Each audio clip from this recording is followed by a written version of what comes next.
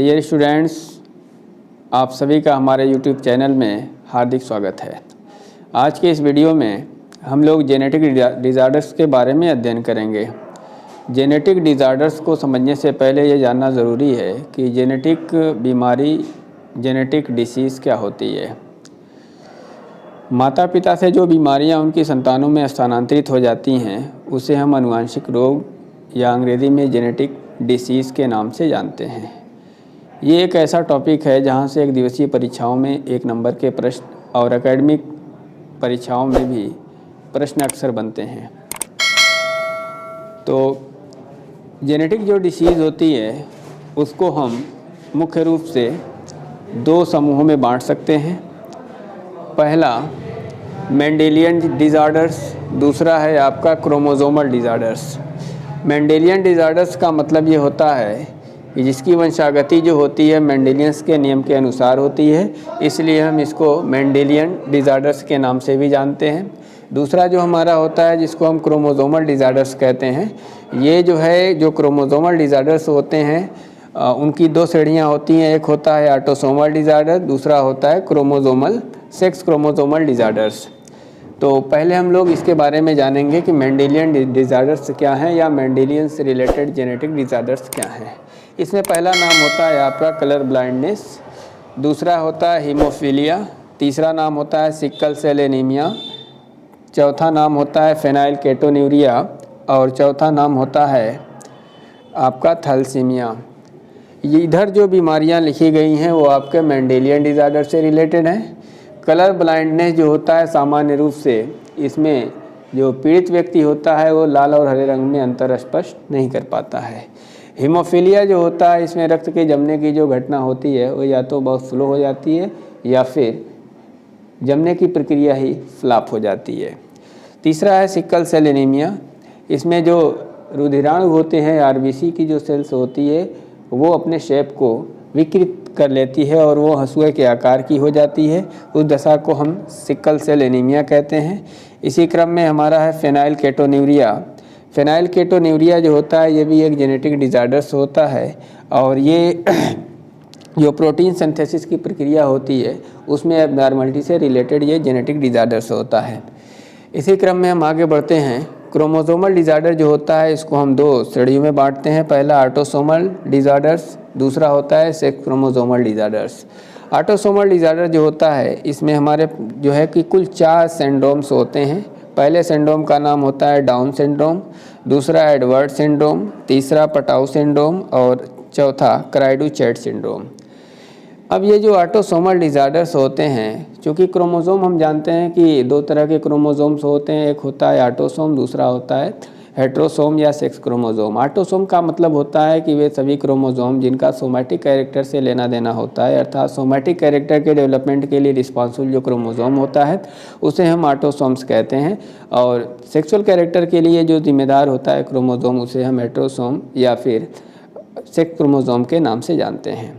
मनुष्य में जो है 22 जोड़े जो क्रोमोसोम्स होते हैं वो ऑटोसोम्स के नाम से जाने जाते हैं और 23वां जो जोड़ा क्रोमोसोम का होता है उसे हम हेट्रोसोम्स या फिर सेक्स क्रोमोसोम के नाम से जानते हैं।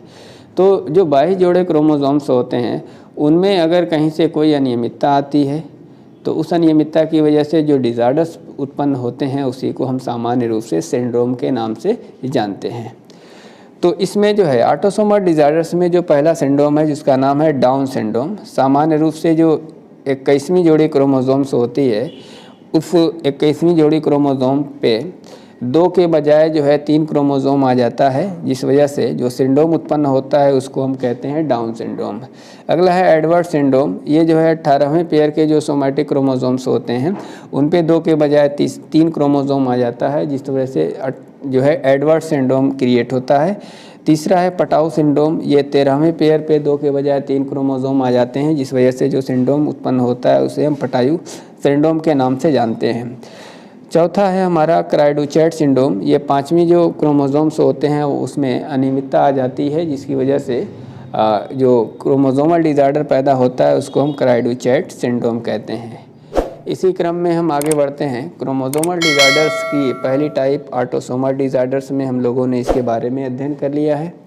अब क्रोमोसोमल डिज़ार्डर्स की जो दूसरी टाइप है जिसका नाम है सेक्स क्रोमोसोम डिज़ार्डर्स, इसका संबंध जो होता है, जो सेक्स के लिए क्रोमोसोम जिम्मेदार होता है उससे होता है। अब जो 23वां पेयर होता है उस पेयर में अगर कहीं से कोई अनियमितता आ जाती है तो उस अनियमितता की वजह से या तो क्रोमोसोम की जो टोटल संख्या होती है वो घट जाती है या फिर टोटल क्रोमोसोम की जो संख्या होती है वो बढ़ जाती है। तो क्रोमोसोम की संख्या में परिवर्तन या तो कमी के रूप में या तो अधिकता के रूप में या फिर क्रोमोसोम्स के अरेंजमेंट में परिवर्तन की वजह से जो भी अनियमितताएं पैदा होती हैं उसी को हम डिज़ार्डर्स के नाम से जानते हैं। तो इस श्रेणी में पहला जो हमारा डिज़ार्डर्स है उसका नाम है क्लाइनेफेल्टर सिंड्रोम। सामान्य रूप से ये क्लाइनेफेल्टर सिंड्रोम जो होता है ये मेल में पाया जाता है। इसमें जो है जो क्रोमोसोम्स होते हैं वो 44 प्लस XXY यानी एक X क्रोमोसोम जो होता है वो ज़्यादा हो जाता है। इस वजह से इसमें जो टोटल क्रोमोसोम की संख्या होती है वो 47 हो जाती है। दूसरा हमारा सिंड्रोम है टर्नर सिंड्रोम। सामान्य रूप से फीमेल में पाई जाती है और इसमें जो क्रोमोसोम का प्रारूप होता है वो 44 प्लस XO। इसमें जो टोटल क्रोमोसोम की संख्या होती है वो 45 होती है। अगला है सुपर फीमेल।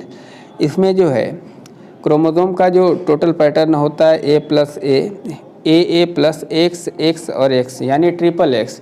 ऐसे लोग जो होते हैं सुपर फीमेल के नाम से जाने जाते हैं क्योंकि इनमें एक X क्रोमोसोम जो होता है वो ज़्यादा होता है। सुपर मेल इनका जो प्रारूप होता है वो AA प्लस XY। इसमें एक Y क्रोमोसोम अधिक होता है, इस वजह से इनको सुपर मेल कहा जाता है और इनको अपराधी प्रवृत्ति के मेल के नाम से भी जाना जाता है।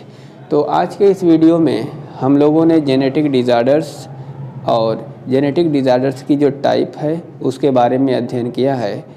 एग्ज़ाम के पॉइंट ऑफ व्यू से ये काफ़ी इम्पॉर्टेंट टॉपिक था। अक्सर इस टॉपिक से रिलेटेड क्वेश्चन आते हैं और कन्फ्यूज़न का शिकार हो जाते हैं बच्चे। हमने हर संभव प्रयास किया है जेनेटिक डिज़ार्डर्स को क्लियर कट वे में समझाने का, कन्फ्यूज़न से आप सभी को बचाने का। वीडियो अच्छी लगे लाइक शेयर और सब्सक्राइब करना न भूलें।